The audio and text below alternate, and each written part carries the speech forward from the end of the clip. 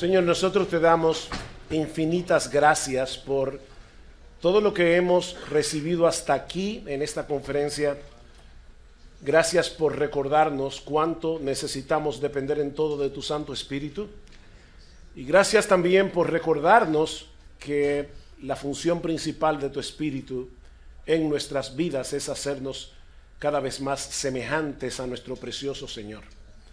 Ayúdanos ahora, Padre, en esta hora, al hablar estas cosas. Sabemos que no somos suficientes. Danos de tu gracia, capacítanos por tu Espíritu, porque te lo pedimos en el precioso nombre de Jesús. Amén y amén. Mis hermanos, una pregunta extremadamente importante. ¿De quién depende que nosotros podamos seguir creciendo y madurando en nuestra vida cristiana? ¿Eso depende de Cristo o depende de nosotros?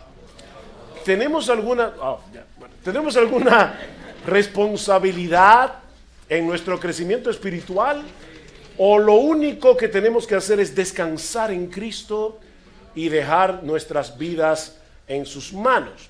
Bueno, Pablo responde de manera incidental o indirecta a esta pregunta en un texto sumamente conocido en la carta a los Gálatas, Gálatas capítulo 2, versículo 20. Un texto que supongo que muchos de ustedes conocen de memoria, pero que todos necesitamos seguir creciendo en la manera como aplicamos experimentalmente la enseñanza de este texto.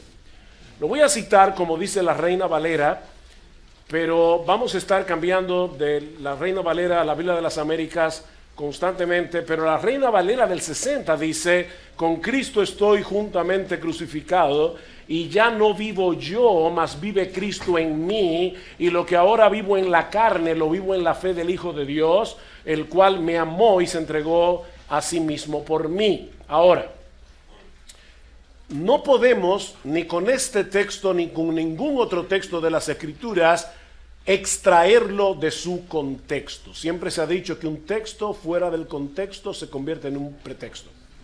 Así que, ¿cuál es el contexto de esta famosa declaración del apóstol Pablo? Bueno, estas palabras se encuentran en el contexto de una severa amonestación de parte de Pablo a Pedro por la manera como éste se estaba conduciendo con algunos hermanos gentiles, es decir, de trasfondo no judío, en la iglesia en Antioquía. Noten el versículo 11, y ahí sí voy a leer ahora de las Américas. Dice: porque cuando Pedro vino a Antioquía, me opuse a él cara a cara, porque era de condenar. Porque antes de venir algunos de parte de Jacobo, él comía con los gentiles, pero cuando vinieron, empezó a retraerse y apartarse, porque temía a los de la circuncisión. Debido a que en el Antiguo Testamento había muchas regulaciones con respecto al tema de las comidas, lo que era correcto que un judío comiera y lo que no era religiosamente puro para un judío, algunos en la iglesia no sabían cómo manejarse con los gentiles, con los cristianos que provenían de un trasfondo gentil, porque ellos no tenían esas mismas limitaciones a la hora de decidir qué comer y qué no comer. Ahora, hermanos, si alguien no debía tener dudas con respecto a ese tema, era el apóstol Pedro. Porque él oyó en Marcos capítulo 7 al mismo Cristo decir que él hacía puro todos los alimentos. Y en Hechos capítulo 10, el Señor le dio una visión al apóstol Pedro. ¿Recuerdan? Hechos capítulo 9, cuando vino un lienzo y a Pedro se le ordenó: mata y come. Hechos capítulo 10, perdón. ¿Y cuál era la enseñanza de esa visión? Precisamente que él no debía hacer acepción de personas. Y no deja de ser interesante que la visión tenía que ver precisamente con la comida. Así que Pedro no debía tener dudas con respecto a este tema. Así que durante un tiempo Pedro estuvo compartiendo con sus hermanos gentiles, comiendo con ellos, pero tan pronto llegó esta delegación desde Jerusalén, comenzó a retraerse, comenzó a apartarse, no porque hubiese cambiado de opinión, sino por temor a lo que pudieran pensar de él los hermanos judíos de Jerusalén, como dice en el versículo 12. Fue por eso que Pablo tuvo que confrontar a Pedro públicamente, no solo porque su falta había sido pública, sino también por las implicaciones que esta conducta de Pedro tenía con respecto al tema del evangelio. Noten lo que dice el versículo 13. Y el resto de los judíos se le unió en su hipocresía, de tal manera que aún Bernabé, el hijo de consolación, fue arrastrado por la hipocresía de ellos. Pero cuando vi que no andaban con rectitud en cuanto a la verdad del evangelio, dije a Pedro delante de todos: si tú, siendo judío, vives como los gentiles y no como los judíos, ¿por qué obligas a los gentiles a vivir como judíos? Noten, mis hermanos, que Pablo hubiera podido acusar a Pedro de muchas cosas: de tener temor a los hombres, pudo acusarlo de racista, de haber sido grosero con sus hermanos gentiles. Sin embargo, la acusación de Pablo iba a un punto más profundo. Pablo sabía que el problema de Pedro es que no estaba andando rectamente conforme a la verdad del evangelio. En otras palabras, el comportamiento de Pedro no era consecuente con el evangelio que él creía y con el evangelio que él predicaba. Mis hermanos, si nuestra aceptación delante de Dios no depende de nuestra raza, no depende de nuestro esfuerzo en obedecer la ley, sino de la justicia y la obra de nuestro Señor Jesucristo, no deberíamos separarnos de otros creyentes ni por su origen racial, ni por el color de su piel, porque todos tenemos el mismo estatus espiritual delante de Dios. Más aún, Pablo quiere hacernos ver que solo podemos vivir para Dios en santidad y en obediencia cuando descansamos por fe en la obra de Cristo, en vez de seguir haciendo el esfuerzo de salvarnos por nuestra propia obediencia a la ley. Noten el versículo 19. Pues mediante la ley, dice Pablo, yo morí a la ley a fin de vivir para Dios. ¿Ustedes oyeron eso? Dice que por la ley él murió a la ley. En otras palabras, lo que Pablo está diciendo es algo como esto: cuando finalmente me di cuenta que yo no podía llenar la medida de la obediencia que la ley exige, entonces morí a la ley como medio de salvación y decidí confiar únicamente en Cristo. Y fue en ese momento que por primera vez en mi vida yo comencé a vivir para Dios.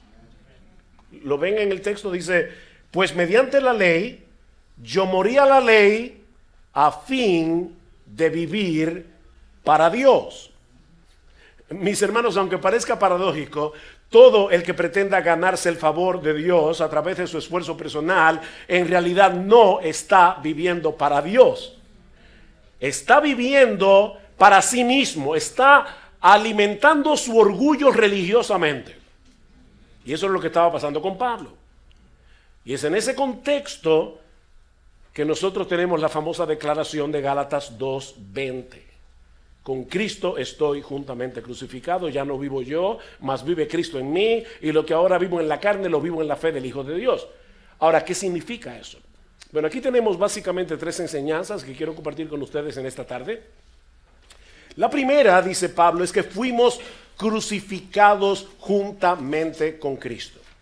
Si tú eres creyente, fuiste crucificado juntamente con Cristo. Mis hermanos, esta no es una exhortación a cargar la cruz. Hay otros pasajes en los evangelios que nos habla de la negación de uno mismo, a cargar nuestra cruz cada día y seguir al Señor, pero esto no es una exhortación, es la descripción de un hecho. Con Cristo estoy juntamente crucificado, o he sido juntamente crucificado. Lo que Pablo parece estar diciendo aquí, de acuerdo al contexto del pasaje, es que ese fariseo santurrón, que se había pasado gran parte de su vida tratando de salvarse por medio de la obediencia a la ley, había muerto. Había sido crucificado juntamente con Cristo. Si Cristo tuvo que morir para salvarnos, es porque no podíamos salvarnos a nosotros mismos. Eso es evidente en la cruz. Él tuvo que pagar por nuestros pecados porque nosotros no podíamos hacerlo porque tenemos una deuda infinita con la justicia de Dios. Para ponerlo más sencillo, la muerte de Cristo en la cruz implica necesariamente la muerte de ese fantástico ser humano que yo creía ser cuando yo no era creyente. Que era lo que le pasaba al apóstol Pablo. Ese orgulloso que pensaba ser una maravillosa persona, murió. Fue crucificado con Cristo. Por eso alguien decía, y esta frase es dura, pero dice, la crucifixión de Jesús es la más clara demostración de mi naturaleza infernal. ¿Tú crees que tú eres malo? Ok. Qué bueno, pero tú eres peor que lo que tú crees que tú eres. No te quiero ofender, pero nosotros somos peores. Si nosotros pudiéramos tener un vislumbre del pecado como Dios lo ve, nos horrorizaríamos de nosotros mismos. Por eso fue que Cristo tuvo que morir en la cruz. El testimonio de Pablo en Filipenses capítulo 3 nos ayuda a entender qué es lo que él está diciendo en Gálatas capítulo 2 versículo 20. Cuando Pablo era un fariseo, ¿cómo él se veía a sí mismo? Según Filipenses 3. ¿Ustedes recuerdan? En cuanto a la ley yo era... No, irreprensible. Irreprensible. O sea, cuando Pablo era un fariseo, él creía tener todos sus papeles en regla en cuanto a la justicia de Dios, por medio de su obediencia a la ley. Hasta que él se dio cuenta que esa ley en realidad es un instrumento de condenación, no de salvación. Y fue de esa manera que Dios lo llevó a confiar, no en su propia justicia, sino en la justicia de otro. Porque déjenme decirles algo, hermanos, y por favor no me vean como un hereje ahora, pero la salvación es por obras. Es por la obra de Cristo, no por la tuya ni por la mía. Es por obras, pero por la de Él, no por la nuestra. Y a partir de ese momento, todas esas cosas que Pablo consideraba como tan importante en su currículum de obediencia, de repente Pablo comenzó a verlo como una basura, por amor a Cristo, como algo que merecía ser perdido. Dice, y ciertamente aún estimo todas las cosas como pérdida por la excelencia del conocimiento de Cristo Jesús, mi Señor, por amor del cual lo he tenido todo y lo tengo por basura. Literalmente el texto dice, lo tengo por estiércol para ganar a Cristo y ser hallado en Él, no teniendo mi propia justicia que es por la ley, sino la justicia que es de Dios en Cristo por medio de la fe. Pablo se dio cuenta de su pecaminosa insensatez al confiar en su propia justicia, y ahora se gozaba de poder aceptar como un regalo la justicia perfecta de Cristo por medio de la fe. Hace un tiempo me topé con una definición que me encantó de lo que significa ser cristiano. Esto no es una definición teológica, es una definición funcional. Esta persona decía, un cristiano es alguien que ha muerto con Cristo, cuya obstinación ha sido quebrantada, cuyo descaro ha sido destrozado, cuyo corazón de piedra ha sido aplastado, cuyo orgullo ha sido destruido y cuya vida ahora está dominada por Jesucristo. Eso es ser un cristiano. Lo que nos lleva de la mano a la segunda enseñanza de nuestro texto, y es el hecho de que ahora tenemos una nueva vida que no es otra cosa que la vida de Cristo en nosotros por su Espíritu. Ahora tenemos una nueva vida que no es otra cosa que la vida de Cristo en nosotros por su Espíritu. Vean otra vez el texto. Con Cristo he sido crucificado, y ya no soy yo el que vive, sino que Cristo vive en mí. Está diciendo Pablo aquí que su personalidad quedó completamente anulada porque ahora Cristo vive en él. Por supuesto que no. No, la personalidad de Pablo no quedó anulada. De hecho, noten todas las veces que Pablo se refiere a sí mismo en el texto. Y lo voy a leer ahora introduciendo los pronombres tácitos, o sea, los que están sobreentendidos en el pasaje. y lo voy a leer otra vez como la Reina Valera. Con Cristo estoy yo juntamente crucificado, y ya no vivo yo, mas vive Cristo en mí, y lo que ahora vivo yo en la carne, lo vivo yo en la fe del Hijo de Dios, el cual me amó y se entregó a sí mismo por mí. Wow, 4 yo, 1 me y 2 mí. Solamente en ese texto. Así que Pablo no está diciendo que su vida desapareció ahora que era cristiano. Lo que él está diciendo es que ahora él vive una nueva vida que depende enteramente de la justicia de Cristo y no de la suya. En lo que refiere a su yo pecador, él ya murió.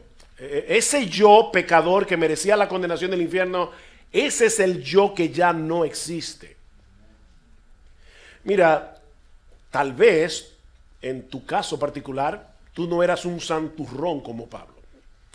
Tal vez vivías en abierta inmoralidad cuando tú no eras creyente. Bueno, aún así la enseñanza de este texto se aplica a tu vida. Por un lado, la deuda que teníamos con la justicia de Dios fue cancelada, porque el que hizo todas esas cosas horribles que nos avergüenzan, que no quisiéramos recordar, mi hermano, mi hermana, ese yo ya no existe. El que cometió todos esos pecados que te avergüenzan ya no existe, murió con Cristo en la cruz. Si tú eres cristiano, esa deuda ya fue pagada en el Calvario. Pero no solo eso.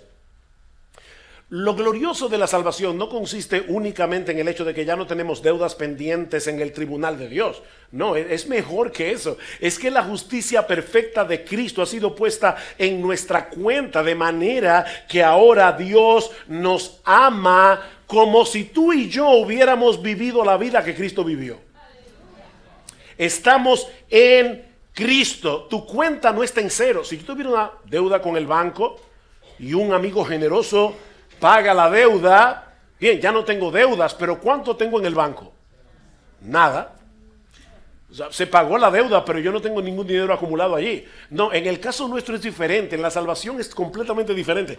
Es que Cristo pagó nuestra deuda cuando murió por todos nuestros pecados en la cruz, pero no contento con eso, Dios el Padre puso en nuestra cuenta la justicia perfecta de Jesucristo, de manera que Dios nos ve exactamente como Él ve a su Hijo. John Bunyan, el autor del Progreso del Peregrino, lo explica de esta manera. Es como si cada creyente poseyera un espejo mágico. En una de esas caras es simplemente un espejo regular como cualquier otro. Si nos miramos en esa cara del espejo, nos veremos tal cual somos, con manchas, verrugas y todo arrugados. Pero en el otro lado del espejo está la imagen del propio Hijo de Dios. Y cuando Dios nos mira, nos ve desde el lado donde está plasmada la imagen de su propio Hijo. Eso es wow. Wow. Pero todavía hay algo más envuelto en esa expresión de Gálatas 2:20. Y es el hecho de que nosotros tenemos una nueva vida, hemos sido regenerados, que es guiada y energizada por el Espíritu de Cristo que mora en nosotros. Por eso este taller se titula Cristo vive en mí, punto suspensivo, por su Espíritu. Por su Espíritu. ¿Y cómo lo sabemos? Bueno, sigue leyendo el texto. Recuerda que la Biblia no se escribió dividida en capítulos y versículos. A veces nosotros leemos el capítulo 2 y mañana leemos el 3 y ya olvidamos lo que leímos en el capítulo 2. Pero hermanos, las cartas de Pablo y todo el libro de la Biblia se escribieron sin división de capítulos y versículos. Alguien decía que la Biblia se dividió en capítulos por un hombre que en la Edad Media iba montado en un burro y cada vez que el burro saltaba ahí dividía el pasaje. Y a veces, no fue así, pero si hubiera sido así, el burro a veces saltó en lugares inapropiados. Pero escuchen lo que dice Pablo inmediatamente después, capítulo 3. Oh Gálatas insensatos, ¿quién os ha fascinado a vosotros, ante cuyos ojos Jesucristo ya fue presentado públicamente como crucificado? Esto es lo único que quiero averiguar de vosotros. ¿recibisteis el Espíritu por las obras de la ley o por el oír con fe? ¿Cuál es la respuesta? Por el oír con fe. Tan insensatos sois, habiendo comenzado por el Espíritu, vais ahora a terminar por la carne. Cuidado aquí, la carne no es la naturaleza pecaminosa. A lo que Pablo se está refiriendo aquí es al esfuerzo humano. Ustedes recibieron el Espíritu por el oír con fe y ahora quieren seguir agradando a Dios por la obediencia a la ley. ¿Quieren salvarse, ganar el favor de Dios por la obediencia a la ley? Obviamente nosotros agradamos a Dios cuando obedecemos, pero no nos ganamos nada. No ganamos nada con eso. Dice Pablo, habéis padecido tantas cosas en vano, si es que en realidad fue en vano. Aquel pues que os suministra el Espíritu y hace milagros entre vosotros, ¿lo hace por las obras de la ley o por el oír con fe? Y la respuesta otra vez es, por el oír con fe. Así que hermanos, nosotros todavía tenemos un yo, pero es un nuevo yo en el que mora el Espíritu de Cristo. Cuando yo pienso, soy yo el que piensa. Y cuando yo tomo una decisión, soy yo el que lo decide. Lo que ahora vivo en la carne, es decir, en este cuerpo de carne o en esta existencia terrenal, es lo que Pablo está diciendo. Así que soy yo el que vive, pero estoy viviendo una nueva vida. Cristo vive en mí por su Espíritu, de manera que ahora yo puedo vivir para Dios. Es lo mismo que Pablo nos enseña en Romanos capítulo 7, versículo 4. Pero antes de ver ese texto, quiero contarles una historia que leí cuando yo era nuevo creyente. Obviamente esto es una ilustración y tenemos que tener en cuenta que ninguna ilustración ilustra perfectamente la cosa ilustrada. Pero habiendo aclarado eso, vamos a pensar por un momento en una señora que está casada con un esposo perfecto. Hermanas, ¿les parece maravilloso eso? Ok, antes de responder, piénsalo un poquito y déjame seguir la historia. Esta persona, ¿verdad?, casada con un hombre perfecto, tiene el problema de que ella no es perfecta y que él exige de ella la misma perfección. Así que cuando el Señor perfecto llega a casa, él pasa la mano y dice, amor, hay un poquito de polvo aquí. Cuando él va al closet, ¿verdad?, y ve la ropa, dice, mi amor, te he dicho varias veces que yo quiero que tú organices las medias en colores degradantes, como aparece en la carta de colores.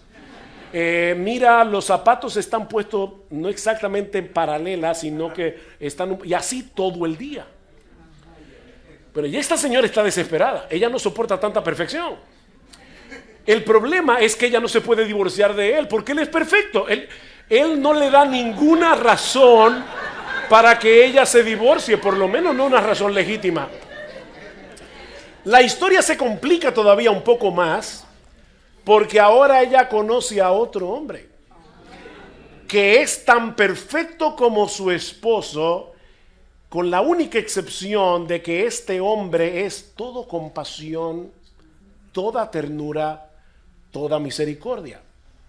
Así que este hombre se le acerca a esta señora que no sabe qué hacer y le dice, yo tengo la solución para ti.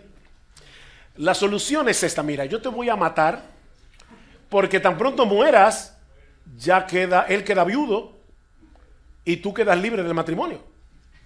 Pero no te preocupes, yo te voy a resucitar y entonces te vas a poder casar conmigo y no violamos la ley. Lo hicimos todo legítimamente.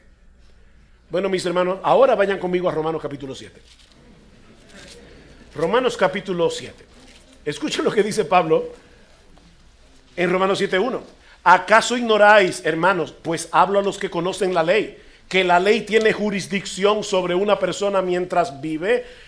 Pues la mujer casada está ligada por la ley a su marido mientras él vive. Pero si su marido muere, ella queda libre de la ley en cuanto al marido. Así que mientras vive su marido, será llamada adúltera si ella se une con otro hombre. Pero si su marido muere, está libre de la ley, de modo que no es adúltera, aunque se una a otro hombre. Muy sabiamente, Pablo comienza a enfocar la historia en la muerte del marido. Pero en el versículo 4 cambia la ilustración y habla de la muerte de la esposa. Dice, por tanto, hermanos míos, que somos la esposa de Cristo, también a vosotros se os hizo morir a la ley por medio del cuerpo de Cristo, para que seáis unidos a otro, a aquel que resucitó de entre los muertos, a fin de que llevemos frutos para Dios. La única manera en que nosotros podíamos dar frutos para Dios era si Cristo nos mataba a la ley, para que nosotros pudiésemos vivir por otro principio de vida, que es el que nos da el Espíritu Santo, que ahora mora en nosotros por causa de nuestra unión con Cristo. Y ahora entonces nosotros podemos dar frutos para Dios. Nosotros podemos vivir la vida cristiana porque Cristo hizo nuestro cuerpo su morada. Noten lo que dice Pablo en Gálatas capítulo 4, versículo 6. Y porque sois hijos, Dios ha enviado al Espíritu de su Hijo a nuestros corazones, clamando, Abba, Padre. El Espíritu de Cristo ahora mora en nosotros. Pregunta: ¿qué es lo que nos mueve a venir a Dios con la confianza de un hijo cuando estamos en medio de una dificultad? El hecho de que ahora tenemos el Espíritu de su Hijo. ¿O cómo podemos explicar el hecho de que sentimos deseos de hacer la voluntad de Dios a pesar de las muchas tentaciones que nosotros enfrentamos cada día? El Espíritu de Cristo que mora en nosotros. ¿Cómo es posible que hayamos podido resistir tanto tiempo a lo largo de nuestra vida cristiana, a pesar de todas las dificultades que nosotros hemos tenido que enfrentar y seguiremos enfrentando en este mundo caído? Yo no conozco la vida de ustedes, pero yo estoy seguro que algunos de ustedes han pasado tiempos sumamente difíciles, que el diablo quiso usar para alejarlos del Señor. Sin embargo, ustedes decidieron mantenerse aferrados a Él. ¿Cómo? Por el Espíritu de Cristo que mora en vosotros. ¿Por qué todavía sentimos vergüenza cuando pecamos? Y somos guiados al arrepentimiento en vez de quedarnos atrapados en nuestro pecado. Porque el Espíritu de Cristo mora en nosotros. Cristo vive en ti por su Espíritu. Eso fue lo que el Señor le prometió a sus discípulos en Juan 14. El texto que se leyó temprano en el día de hoy. Yo rogaré al Padre y os dará otro consolador para que esté con vosotros para siempre. No os dejaré huérfanos, vendré a vosotros. Cristo no está hablando ahí de su segunda venida. Él está hablando de su venida a nosotros por su Espíritu. No somos huérfanos de Dios. Porque es verdad que Cristo ascendió a los cielos, pero Él mora en nosotros por su Espíritu, animándonos desde dentro a seguir corriendo la carrera. No tenemos la capacidad de entender del todo cómo es que el Espíritu de Cristo mora en nosotros. Yo no entiendo eso, pero es una verdad bíblica. Y Dios reveló esa verdad en su palabra, para que podamos encontrar en ella consuelo y esperanza en medio de nuestras luchas. Mi hermano, Cristo vive en ti, Cristo vive en mí, si somos creyentes. Ahora, ¿qué implica todo eso en nuestra vida cristiana práctica? Eso nos lleva a la tercera y última enseñanza que encontramos en nuestro texto. Y es que esta nueva vida en Cristo que comenzó por la fe, actúa y avanza por medio de la misma fe. ¿Qué dice Pablo en Gálatas 2:20? Con Cristo estoy juntamente crucificado y ya no vivo yo, mas vive Cristo en mí, y lo que ahora vivo en la carne lo vivo en la fe del Hijo de Dios, en la fe del Hijo de Dios, el cual me amó y se entregó a sí mismo por mí. Una de las cosas que todos aprendimos en la escuela cuando estudiábamos matemáticas es que el orden de los factores no altera el producto. ¿Recuerdan? 2 por 3 es lo mismo que 3 por 2. El orden de los factores en matemática no altera el producto, pero en el caso del Evangelio, el orden de los factores lo altera por completo. Porque en el Evangelio, la fe viene primero, las obras después. Si alteras ese orden, ya tú tienes en las manos un evangelio falso. Las obras surgen de la fe. Pablo dice en Gálatas 5:6 que la fe obra por el amor. La fe produce obras. Escribiendo a los tesalonicenses, Pablo les dice que siempre daba gracias a Dios por ellos al recordar, entre otras cosas, vuestra obra. ¿Qué dice el texto? Vuestra obra de fe. Es decir, las obras que surgen de la fe. Mis hermanos, ¿qué pasa con una fe que no produce obras? Es una fe muerta. Eso todos lo sabemos porque Santiago lo dice en su carta. Tiene que haber fe y tiene que haber obras, pero tiene que ser en ese orden. Ahora yo quiero hacerles otra pregunta. ¿Y qué pasa con aquellas obras que no surgen de la fe? O sea, todos sabemos que la fe que no produce obras está muerta. Pero ¿qué tal las obras que no surgen de la fe? Son inútiles. Son completamente inútiles.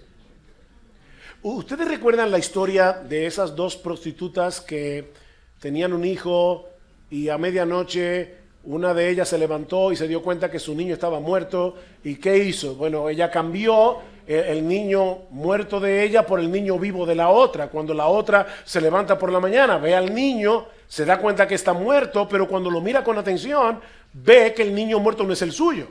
Así que las dos prostitutas comienzan a decir, el niño vivo es mío, la otra decía, el niño vivo es mío, y así que el juicio llega hasta Salomón. Era la palabra de una contra la palabra de la otra.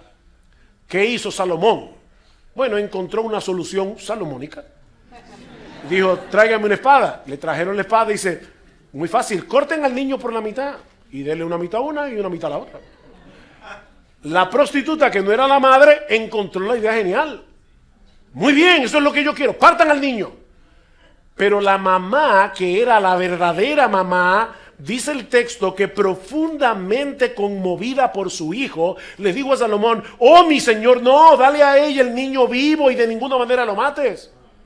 Y entonces Salomón le dijo, ya no maten al niño, ella es la madre. Ok. Aquí viene la pregunta del $1.000.000 que no se lo voy a pagar yo, pero aquí viene la pregunta. ¿Fue su reacción lo que la convirtió en madre? ¿O ella reaccionó así porque era la madre? Evidentemente, su reacción surge de su maternidad. Ella era la madre y por eso reaccionó así. Bueno, lo mismo sucede con la fe y las buenas obras. No somos salvos por causa de nuestras buenas obras, sino por creer en Jesús. Pero esa relación que ahora tenemos con Jesús por medio de la fe produce deseo de obedecer y produce buenas obras. ¿Ven? No nos convierten hijos de Dios por obedecer y hacer buenas obras, como no convirtió en la madre de esta mujer su reacción. Nosotros hacemos buenas obras y queremos ahora obedecer al Señor porque somos lo que somos, y somos lo que somos únicamente por la fe, únicamente por medio de la fe. Las buenas obras y la obediencia no producen el hecho de que somos hijos de Dios. Pero por el hecho de ser hijos de Dios por medio de la fe en Jesucristo andamos en obediencia y haciendo buenas obras. La fe produce un estilo de vida que es conforme al Evangelio. Hermanos, creer que Cristo me amó, como dice Pablo aquí, y se entregó a sí mismo por mí. De paso, No es que Cristo murió por todos y cada uno de los seres humanos que han vivido y vivirán en el planeta Tierra para ver si tal vez alguna persona se salva. No, Él murió para salvar a su pueblo. Así que Pablo está en lo correcto cuando dice, Él me amó y se entregó a sí mismo por mí. El creer eso, mis hermanos, debe tener un impacto en mi vida, que se refleje en todo lo que yo hago. Comenzando por el hecho de que no trato de obedecer a Dios para ganarme su favor, sino porque ya fui favorecido por causa de Jesús. Solo por gracia, solo por Cristo, solo por medio de la fe. Descansar por la fe en esa realidad nos mueve gozosa y agradecidamente a vivir para Él y no para nosotros mismos. 2 Corintios capítulo 5 versículo 14. ¿Qué dice Pablo allí? El amor de Cristo nos constriñe, el amor de Cristo nos empuja, el amor de Cristo nos presiona. Pensando esto, que si uno murió por todos, luego todos murieron y por todos murió, para que los que viven ya no vivan para sí, sino para aquel que murió y resucitó por ellos. Para que ya no vivan para sí. Nosotros todos vivíamos para nosotros mismos antes de ser creyentes, pero Pablo dice, ese individuo que vivía para sí mismo ya murió con Cristo crucificado, para que ya no vivan para sí, sino para aquel que murió y resucitó por ellos. El amor de Cristo manifestado en la cruz es el combustible que pone en movimiento toda la maquinaria de la devoción cristiana. Ese amor nos energiza para vivir en una gozosa obediencia. Es por esa fe que nosotros tenemos la certeza de que el pecado ya no puede gobernarnos a su antojo, porque fuimos librados de su dominio. Aunque la lucha se torna agresiva en ocasiones, yo sé, casi insoportable, hermanos, ya no somos esclavos del pecado. Y tenemos que internalizar eso. Ya no somos esclavos del pecado. ¿Ustedes creen, mis hermanos, que cuando Lincoln declaró la emancipación de todos los esclavos en la Unión el 1 de enero de 1863, creo? ¿Ustedes creen que todos los esclavos se sintieron libres de la noche a la mañana? No, ellos estaban acostumbrados a obedecer a su amo. Nosotros estábamos acostumbrados a obedecer a nuestro amo, y cuando nuestro antiguo amo viene y nos tienta a pecar, a veces nosotros pensamos, yo no voy a poder resistir esto. Tú puedes resistirlo, porque tú fuiste librado del dominio del pecado. El pecado sigue siendo tu enemigo, pero ya dejó de ser tu rey. Fuimos librados, pero eso lo entendemos por la fe. Es por fe que andamos, no por vista. Es por fe que podemos perdonar como Cristo nos perdonó. ¿Saben, hermanos, que albergar amargura y resentimiento es no andar conforme a la verdad del Evangelio? Lo que Pablo le dijo a Pedro al principio, en el versículo 14. Cuando se te hace difícil perdonar, o te das cuenta de que estás almacenando amargura en tu corazón, es porque no te estás viendo a ti mismo a la luz del Evangelio. ¿Qué es lo que el Evangelio dice de ti? ¿O qué es lo que el Evangelio dice de mí? Que nosotros somos peores de lo que pensamos. Por eso yo le decía al principio, ¿tú crees que tú eres malo? No, tú eres peor que eso. Tú eres peor. Sin embargo, nosotros vivimos muchas veces como si no tuviéramos pecado, como si fuéramos superiores. Eso es lo que produce el orgullo en nosotros, dice Martin Lloyd-Jones. El que está en el piso no tiene miedo de caerse. Ahora, si tú crees que tú estás en un pedestal y que estás por encima de los demás, tú vas a querer cuidar con uña y diente tu reputación. Los cristianos no tenemos reputación que cuidar en ese sentido. En ese sentido. Así que, mi hermano, mi hermana, cuando tú te amargas por lo que el otro te hizo, ese resentimiento es una negación de lo que Dios hizo por ti de pura gracia al perdonar todos tus pecados. ¿Ven cómo la fe nos lleva a vivir de cierta manera? O sea, ¿tú crees de verdad que Cristo murió por ti porque te amó? Creer eso produce algo. ¿Y qué tal del hipercriticismo? ¿Te encuentras a menudo criticando a los demás? ¿Eso es una negación del Evangelio? Eso quiere decir que tú no te estás viendo a ti mismo o a ti misma ni a los demás a la luz de lo que el Evangelio dice de nosotros. Todos somos igualmente merecedores del infierno, ¿o no es así? Y todos tenemos en nuestra cuenta la justicia perfecta de Jesús. Así que todos estamos nivelados. Es por fe que podemos dedicarnos a servir a otros, movidos por la gratitud de lo que Cristo hizo a nuestro favor de pura gracia. El Evangelio debe movernos a servirnos unos a otros. Dice Pablo, porque ya conocéis la gracia de nuestro Señor Jesucristo, 2 Corintios 8:9, que por amor a nosotros se hizo pobre, siendo rico, para que vosotros con su pobreza fueseis enriquecidos. Y así pudiera multiplicar los ejemplos uno tras otro para demostrar que todo lo que hace el cristiano y que tiene valor delante de Dios es lo que hacemos movidos por la fe. Si tu obra no es movido por la fe, no sirve de nada. Tiene que ser movido por la fe. Lo que vivo en la carne, lo vivo en la fe del Hijo de Dios. Por ejemplo, yo creo, al igual que el pastor MacArthur, como dijo en el tiempo de preguntas y respuestas hace un momento, que el asistir a una iglesia, congregarte con el pueblo de Dios en el día del Señor no es negociable. No le puedes dar un beso a la televisión, como dijo el pastor MacArthur. Ahora, ¿por qué tú te congregas cada domingo? ¿Por qué? ¿Lo haces por costumbre? ¿O porque tú crees que tu Salvador te ha convocado para congregarte en su presencia para adorarle juntamente con su pueblo y ser ministrado por su palabra?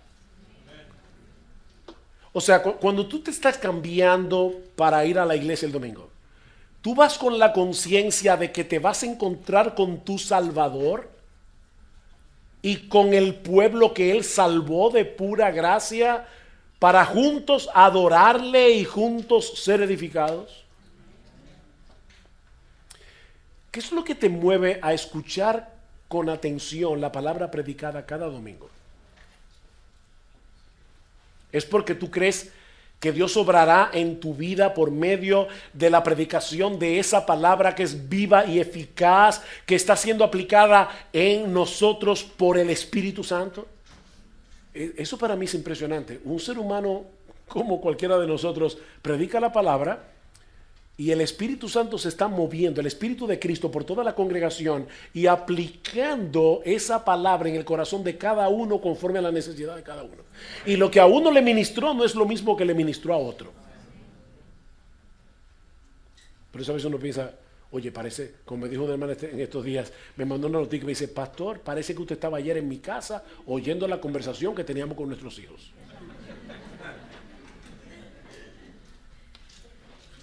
Ven, es por fe que andamos, no es por vista.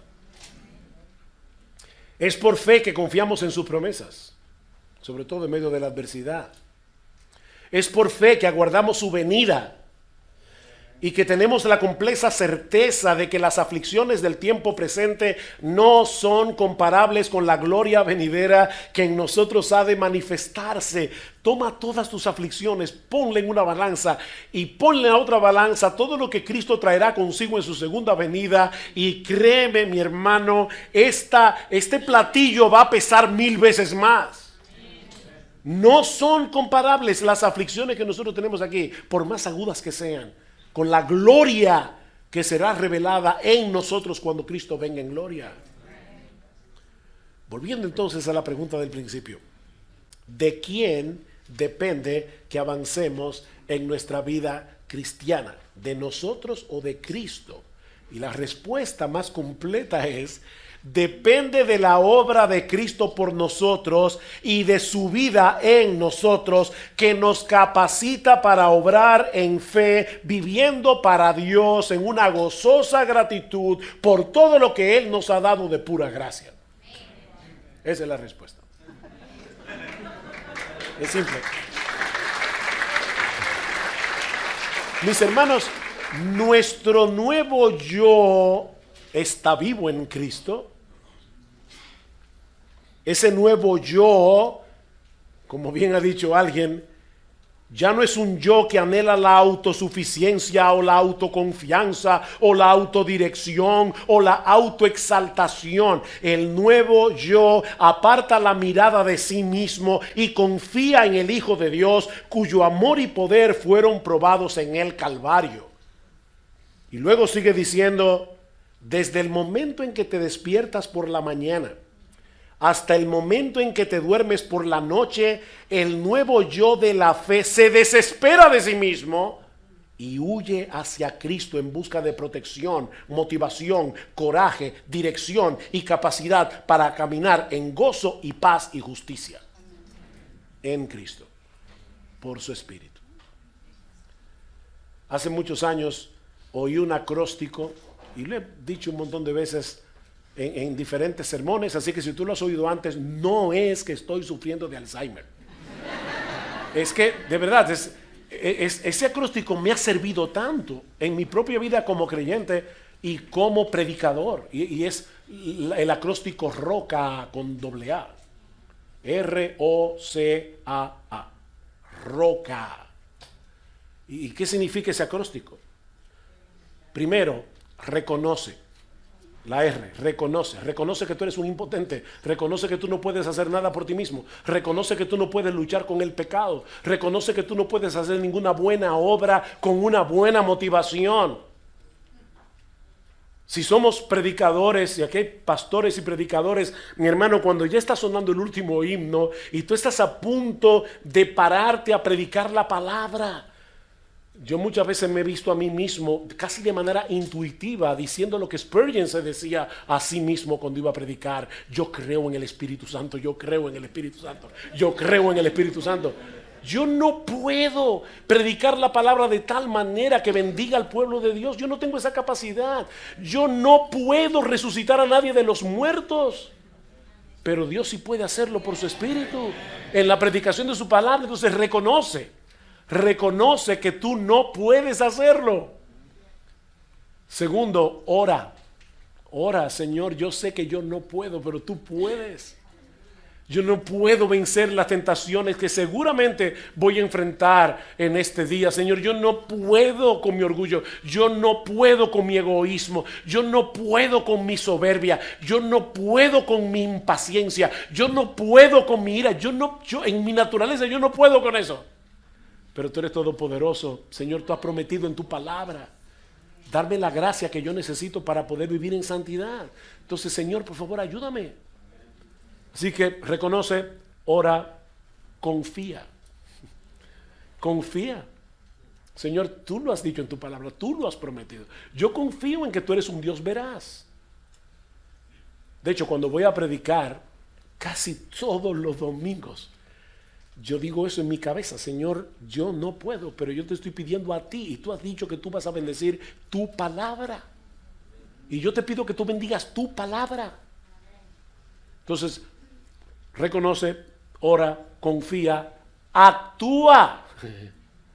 No te quedes ahí paralizado con el miedo al pecado, o como me dice un hermano, yo a veces me pregunto si mi motivación será correcta, no será correcta. Bienvenido al club. Todos tenemos esa lucha. Pero ¿qué hacemos? Dejo de predicar porque tengo el temor de que tal vez en algún rincón de mi corazón la motivación sea el orgullo. No, yo tengo que predicar y pelear con el orgullo. Pero actúa, no te quedes ahí paralizado. Y después que hayas hecho lo que hiciste, ¿verdad?, para el Señor, agradece. Ahí está la otra. Señor, tú me ayudaste. Por la gracia de Dios soy lo que soy. Y su gracia no ha sido en vano. Qué bueno que la gracia de Dios no es en vano. Agradecele al Señor, y eso le recordará a tu alma que toda cosa buena que nosotros podemos hacer es por causa de Él, que mora en nosotros por su Espíritu. Eso es la vida cristiana práctica. Es una vida que no anula nuestro yo, pero en la que ese nuevo yo depende del Espíritu de Cristo en todo para que en todo Él reciba la gloria.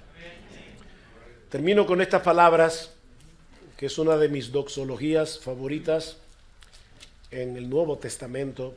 Dice el autor de la carta a los Hebreos, Hebreos capítulo 13, versículo 20, y el Dios de paz, que resucitó de entre los muertos a Jesús nuestro Señor, el gran pastor de las ovejas, mediante la sangre del pacto eterno, os haga aptos en toda obra buena para hacer su voluntad. Pregunta, ¿quién es el que hace toda obra buena en la voluntad? Os haga aptos a ustedes, a mí, para toda obra buena, para hacer su voluntad, pero ahora dice, obrando Él en nosotros lo que es agradable delante de Él, mediante Jesucristo, a quien sea la gloria por los siglos de los siglos. Amén. Somos nosotros los que vivimos, somos nosotros los que actuamos, pero en dependencia de ese Espíritu de Dios que mora en nosotros. Cristo vive en mí por su Espíritu. Eso tiene repercusiones monumentales para la vida de todo creyente. Bien, hasta aquí, hermanos, mi presentación, pero tenemos ahora unos minutos para, ¿verdad, Tomás? Sí. Para tiempo de preguntas y respuestas. ¿Qué tiempo tenemos? Pues muy poco, ¿eh? Bueno, rápidamente alguna pregunta. ¿Pero cuántos minutos? ¿Era una hora exacta? Sí, una hora exacta. Porque hay... Sí, hermano. Cuando en 2 Corintios 5:21 dice que la justicia de Dios, somos hechos justicia de Dios en Él.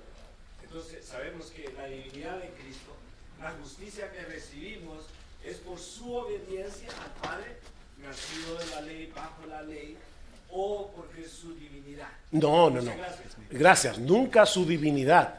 Está hablando precisamente de esa obediencia perfecta de Cristo al Padre, desde la cuna hasta la tumba, nos es aplicada a nosotros cuando creemos en el Señor. Esa es la idea de 2 Corintios capítulo 5, versículo 21. Al que no conoció pecado, por nosotros Dios a él lo hizo pecado, para que entonces ahora nosotros fuésemos hechos justicia de Dios en él. Pero es su justicia en su obediencia, no nunca su divinidad. El hecho de que Cristo viva en nosotros no nos hace dioses, sino moradas del Señor. Sí, hermana. En la palabra de Dios tenemos, ¿verdad? Usted lo acaba de explicar, de que todo obra mediante la fe en Jesucristo. La Biblia habla de una medida de fe que es dada por Dios, es un don y es por el don de Dios. Tengo una duda de hace mucho tiempo sobre si esa fe actúa según esa medida y si podemos buscar el crecimiento, ¿verdad? Porque Sí. también habla de que tenemos que ser llenos del Espíritu Santo. Entonces, quisiera que usted explicara cuál es la diferencia entre ser llenos del Espíritu Santo, buscar esa llenura, o si realmente nuestra fe va a crecer en comunión con Dios. Ok. Lo primero es que el texto que citó de Romanos 12 es un texto sumamente complicado exegéticamente hablando. Y hay varias posibilidades para la traducción e interpretación del texto cuando dice según la medida de fe. Cuando Pablo dice nadie tenga más alto concepto de sí que el que debe tener, sino que piense de sí mismo con cordura conforme a la medida de la fe que Dios ha repartido a cada uno. La pregunta que muchos se hacen es, ¿Pablo está hablando de la fe en el sentido de mi confianza en el Señor? ¿O Pablo está hablando de los dones espirituales? Porque luego más abajo Pablo comienza a enumerar una serie de dones y cómo nosotros debemos llevar a cabo esas capacidades que Dios nos da para edificar y servir al pueblo del Señor. Entonces, no necesariamente ese texto habla de una medida de fe en el sentido de una medida de confianza en el Señor. Ahora, todo creyente tiene la responsabilidad de fortalecerse en fe. Y una de las formas en que nosotros nos fortalecemos en fe es cuando en medio de las pruebas, sobre todas las cosas, en medio de la lucha, nosotros decidimos confiar y descansar en la promesa de Dios y no en las circunstancias. O sea, yo digo, bueno, a las circunstancias a mi alrededor me dicen que esto no tiene salida. Pero Dios ha prometido esto, Dios ha prometido esto, Dios ha prometido aquello, y yo creo en la promesa del Señor. Cuando uno hace eso, la fe se fortalece. Y eso no tiene que ver necesariamente con la llenura del Espíritu, aunque evidentemente una cosa está relacionada con la otra. El hermano Henry Tolopilo va a predicar ahora en la próxima sesión sobre la llenura del Espíritu. Pero si ustedes notan, Colosenses 3:16, que citamos en el tiempo de preguntas y respuestas, y Efesios 5:18, se van a dar cuenta que son textos paralelos. Pablo dice en Efesios: no os embriaguéis con vino, en lo cual hay disolución. Antes bien, sed llenos del Espíritu Santo. Ok, se supone que a las 4 terminemos. Déjeme decir esto rápido. Varias cosas, rápidamente. Primero, sed llenos es un mandato. No es una sugerencia. Así que yo tengo que ser lleno del Espíritu Santo. Segundo, es un mandato en voz pasiva. Eso no se ve en el español, pero sí se ve en el texto griego. Así que lo que Pablo está diciendo es: déjense ser llenos. Tercero, ser llenos es ser controlado por.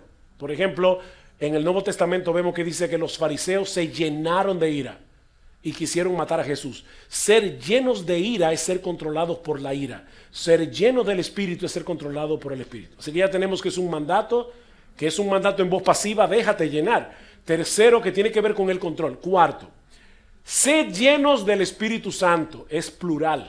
Es decir, que Pablo no está hablando de una pequeña élite de super cristianos.